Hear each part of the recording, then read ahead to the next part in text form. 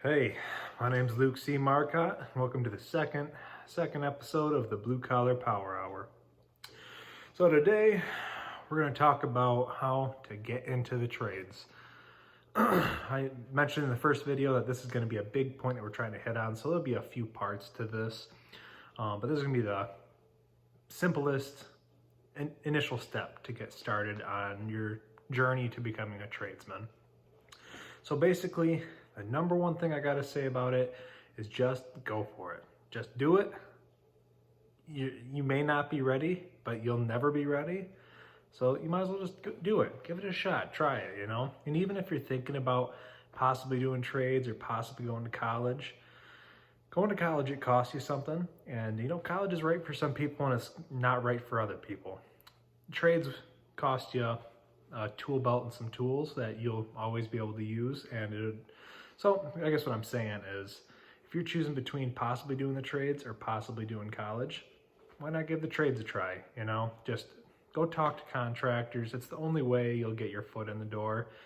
When I first started, I remembered it was my junior year of high school, and I remember my 5th grade teacher was related to a family of electricians, and they had a company in town, so I was pretty close to that teacher, and I reached out to her, and she hooked me up with basically an interview with her family. And so I just went in, sat down, talked with them. I told them, hey, I really don't have any experience, but this is what I want to do. I want to be an electrician, but I'm in school, so I'll be willing to work in the summers, or if you want to do, we could do after school program. And that's what we did. So I started leaving at noon at lunch, and went to work after that. And I did that my junior and senior year. So you're never too early to start, and you're also never too late.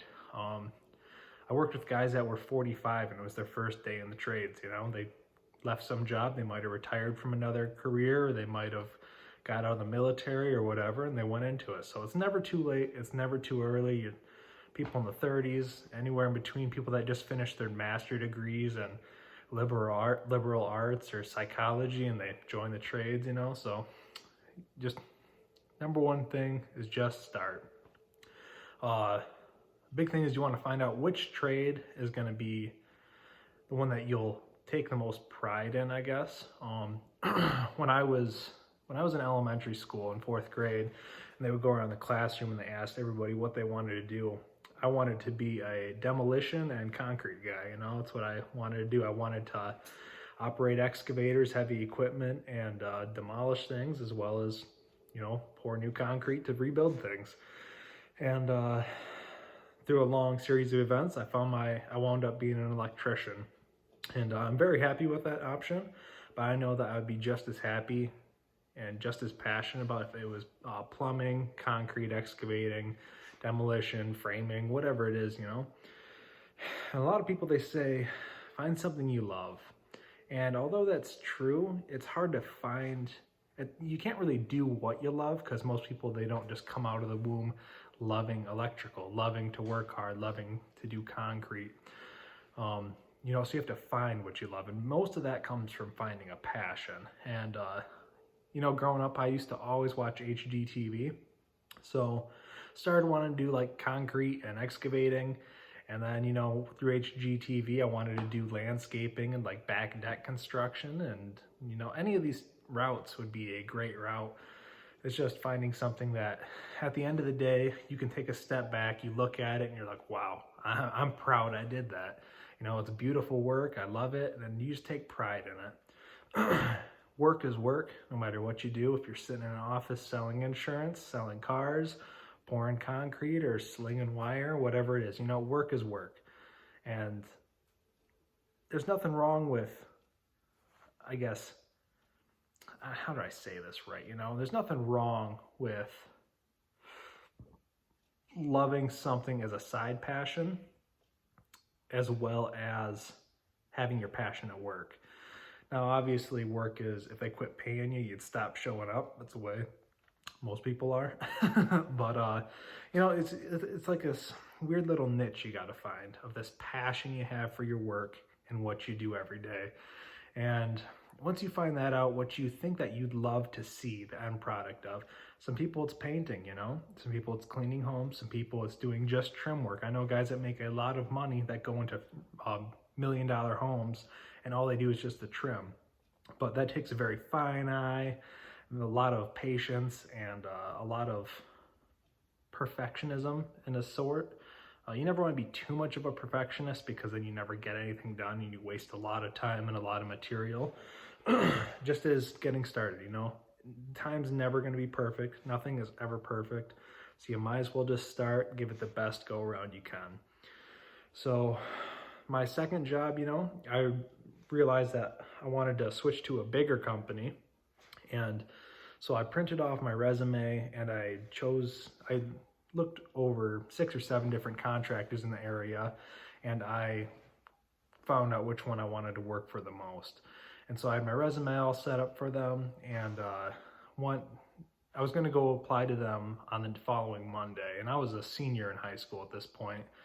And turns out I went ice fishing with my buddies that weekend, and Saturday I pull up to the lake and there's a company truck for that company I wanted to work for. I'm like, hey, perfect time, because you want to find something that stands out. If you show up at the office and you're just any other Joe Schmo, they'll still hire you, I'm sure. There's a desperate need for tradesmen right now. But if there's something you can do to really stand out, then that helps you so much. And this is a perfect example of it. So I show up at the boat launch and there's this company truck there for this company. And I'm like, hey, this is the perfect time. I was prepared because I had my resume already in my truck. So I grabbed it when I was supposed to be going out ice fishing, and I go knocking on people's ice shanties. I'm like, hey, you from that company? Like, hey, you from that company? People are like, nope. You know, but I just kept on knocking. And then eventually I got to this one ice shanty, and the guy's like, that guy over there in that shanty owns it. And so this guy owns the company, you know? I'm like, how much more perfect could that be? Now, most people, they'd be like, oh, it's kind of scary. I mean, this is a big company. It's a few hundred employee company, and the owner is out here ice fishing. But that's the perfect time. I mean, you don't want to go around and bother people and be a nuisance, you know, but you want to stand out. So I go and knock on this guy's ice shanty, and I mean, I'm a 17, just going to be 18-year-old kid at this point. And knock on this guy's shanty, I'm like, how's it going, sir? My name's Luke C. Marcotte. I'm an electrician. I've been doing it for 1.5 years now. I was going to apply to your company on Monday, but I seen you were here, so here's my resume. I hope you'd consider me, and here's some things I know, and I'm looking to learn as much as I possibly can. The guy looked at me. He's like, how the hell do you even know about my company? It's like, you're 17. You're in high school. You shouldn't have any idea about these companies. I'm like, well, I've been working as an electrician for 1.5 years. He's like, show up Monday, you got a job. I'm like, perfect. I mean, how much better could it get from that? And then from that point, it like basically forged a relationship between me and the owner of the company that was greater than everybody else's at the company, because we had this personal connection now. We're both into fishing, and every time I went to the office, I'd always make it a point to stop by his office and just ask him if he's been out fishing, you know? And it just built a really good relationship with him, and it helped me scale up to the point that I did in that company, you know? So the timing is never perfect. You just got to go for it. You just got to go in there, get started. I know it can be scary. Tradesmen oftenly put off this vibe of ruggedness and kind of a pissed off mannerism. And, you know, most people, they're rough on the outsides, but they're pretty soft on the inside. So you can just go up to them, especially for people that are looking to get into the trades. Everybody loves that, you know. Everybody's willing to show people the ropes and how to get started and teach them what they've taught, because there's this thing where someone helps you, you don't have a duty to pay that person back, but you pay it forward to the next person. So that's kind of how it all works. It's how the apprenticeship works. People taught them, and they'll teach you, and then you have a duty for you to teach the next. And so it's a form of college in its own, except you get paid for it instead of you paying for it. So that's basically all I can say about it. Is find the route that you could be passionate about, and you might join one, and you might switch to another one, you might switch to another one. Try not to jump too much, because you know, at some point you just got to stick down and work.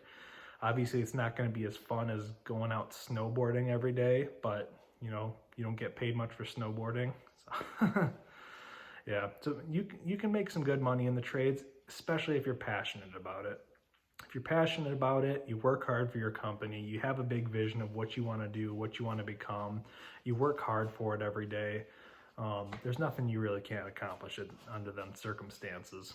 But, you know, different routes you can go is you just look up on Google the different companies in your area.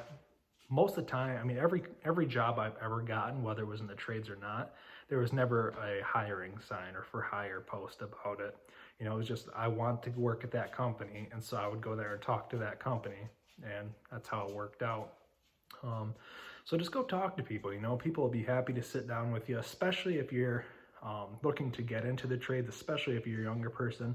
And I found out that if you're in high school, people will be extra helpful to you because they think it's cool that someone that young is taking the initiative to work hard and go after their future at such an early stage.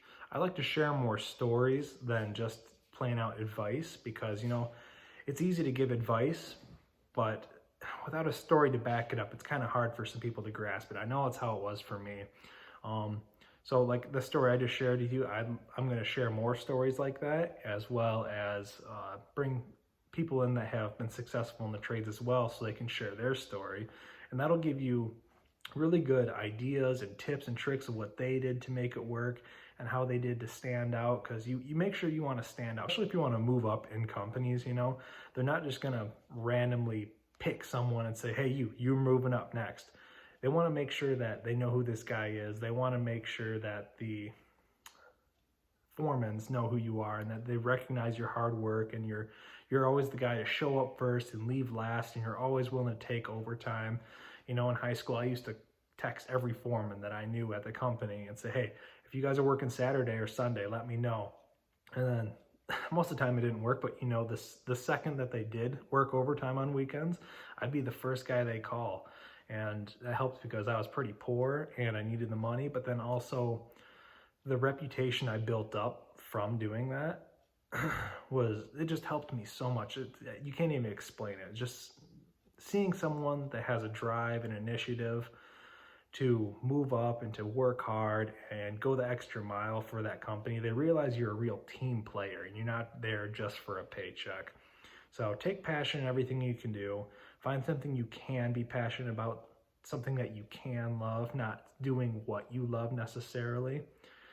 And just go after it. Go talk to people. Everybody's willing to talk to you, sit down with you, I'm sure. And someone will be willing to give you a shot, you know.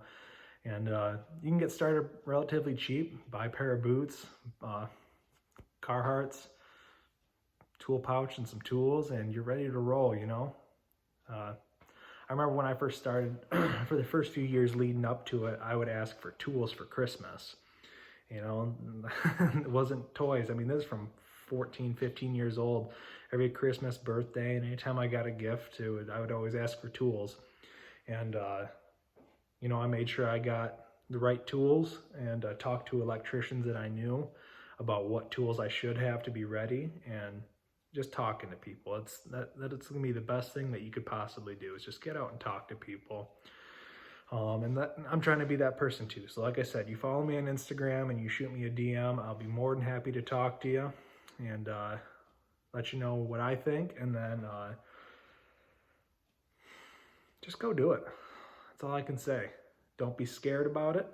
Don't be too nervous to go do it. Don't think you're not ready. Don't try to get ready to the point to where you feel like you're ready. You got to go do it. You know, most people and here's the big thing, 99.9% of the people that show up to the trades on their first day of the job, they have absolutely zero clue of what they need to do. Okay, they show up. If you're a first-year apprentice, you're basically expected to dig ditches. You're expected to not know much. If you do know something and you do some research, that's all the better. That's going to be something that will help you stand out. But don't think that you need to completely understand everything in order to start your first day. And you know, different ways that it could be. I mean, you could call people, you could show up and just drop off a resume. If you need to get in front of people, you need to look someone in the eye, you need to shake their hand, you know. So it might be best to avoid like bigger companies where they only allow you to apply online, but maybe that's the only way to go, and maybe that's what you want. You've got to decide, do you want to work for a bigger company, or do you want to work for a smaller company or a medium-sized company? There's people that have like themselves, maybe one employee, maybe two employees, and they usually don't have benefits, but they usually pay a little higher since they don't, to make up for that.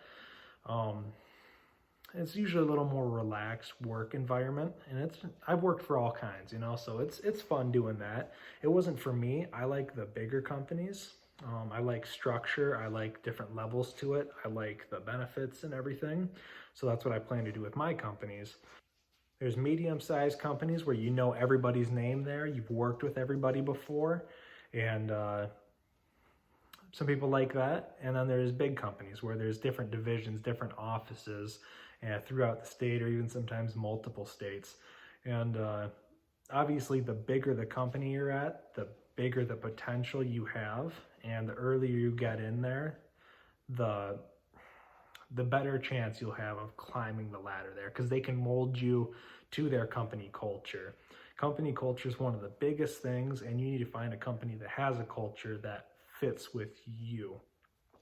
And one hard thing is that, like, some guys that work for a big company, they have this company culture, and you switch to another company and it has a completely different culture, and sometimes those kind of things clash, and it's hard for that person to move up because they just won't accept that culture, and they like to do things the way they've always done it.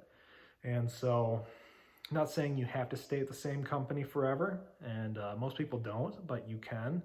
But you got to find, and if you get to a place where the company culture just does not fit you, then maybe you should try a different place.